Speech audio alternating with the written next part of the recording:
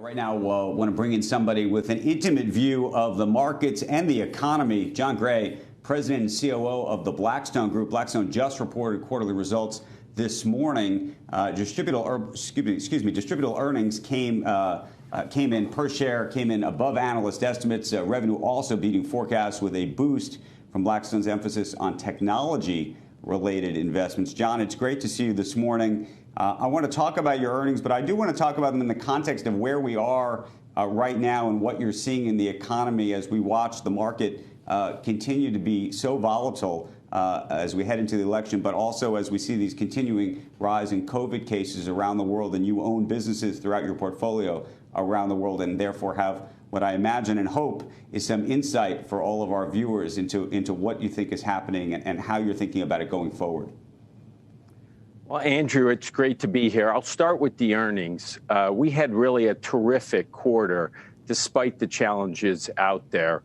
What we saw was strong performance in our private equity business, appreciation of 12%, tactical opportunities up 11%, real estate private equity up 6.4%. And that was really a reflection, as you noted, of exposure to technology, life sciences, renewables, logistics. That pivot we made in the last few years has really made a difference for our investors. And it's all about delivering for our investors. And when we do that, it leads to more capital inflows. We raised another $15 billion in the quarter, $63 billion for the first 9 months of the year. We got to record AUM, and that translates into very strong earnings. Distributable earnings were up. The fee-related earnings we have were up 39% in the quarter. So it's a difficult environment. We certainly should talk about that, but the business has really rode through this storm quite well. Well, I want to talk about that, but what I want to talk about, now that you have even more money under management, how you're going to be putting that money to work. But let's just start with the portfolio companies. You have a famous Monday morning meeting. Take us inside the meeting this week, next week. What is the conversation about what's happening in the global economy? Well, I think what we're seeing in the global economy, obviously, is the challenges from the pandemic continue. And that's troubling from a healthcare standpoint. Obviously, we're all concerned about that. When you think about it from an investment standpoint, what you're seeing is really a tale of two cities. It's almost like a hurricane that came through an island, where on one half you're seeing a lot of pain.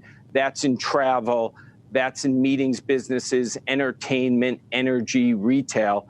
And on the other half, you see this technology area, Zoom, Netflix, all those areas that are doing well. Consumer finance is held up quite well as a result of increased savings, also as a result of lower interest rates. And then things that are really essential, the Walmart part of the economy, that's holding in there quite well. When you look at that, I think the key to say is what is short-term in nature and what's longer-term in nature. And short-term, I think the pandemic, is challenging as it is, we know at some point we're going to get through this. And when we do, a bunch of those businesses that are impacted will come back. So if we're going to invest in those businesses or lend to those businesses, take a longer-term view, realize you need capital to get through what could be a difficult year or two, but we're going to get through this. And then think about the long-term recovery. And on the other side, are these other businesses really benefiting from long-term trends? So we're saying we've got to look through this near-term environment. That's always served us and our clients well, and it's no different today. Let me ask you, given that we do have the election coming up, there are some prognosticators suggesting there could be a blue wave. One of the things that's being talked about on Wall Street is whether actually private companies are going to want to sell themselves to capture the lower tax capital gains rate in this calendar year, if that is the case. How are you thinking about that, both as a seller and a buyer?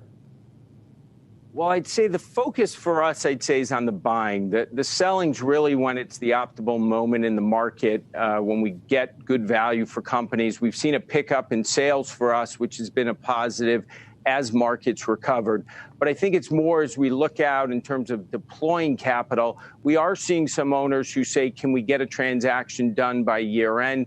So there could be a little bit of a surge of activity between now and the end of the year.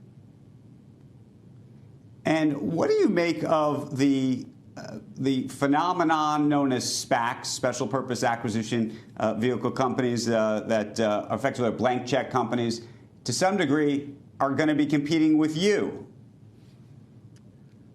Well, I think SPACs are just another evolution of the market. It's a way for companies really to synthetically get public with somebody who comes along and sets a price. They become sort of a reference shareholder.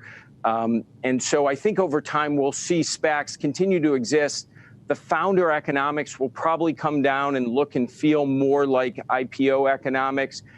I think it's fine. I think what will happen is some of these SPACs may not perform well. There could be a narrowing.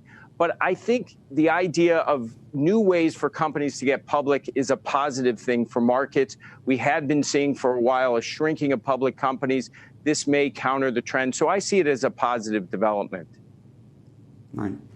You've always been a long-term investor, but in terms of just, and I don't mean to make this a short-term conversation, but in terms of valuations right now across the board, do you look at tech and say it is overhyped, underhyped, the valuations are accurate? Is the acceleration that's happened in the digital world, do you believe, sustainable? And the same goes, I think, for some of the cyclicals and underloved companies. And there's a view in some cases that there have been trends that are going to change and just blow up the way we used to be in a pre-pandemic world.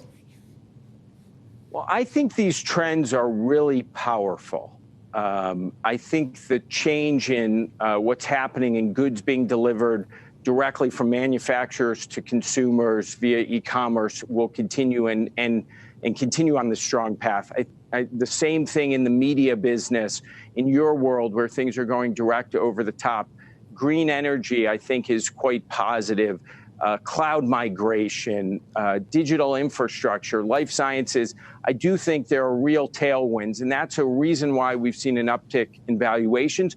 We've also seen it because interest rates have come down sharply. And so if you're taking a company that's growing quickly and you're discounting future earnings, it's worth more today.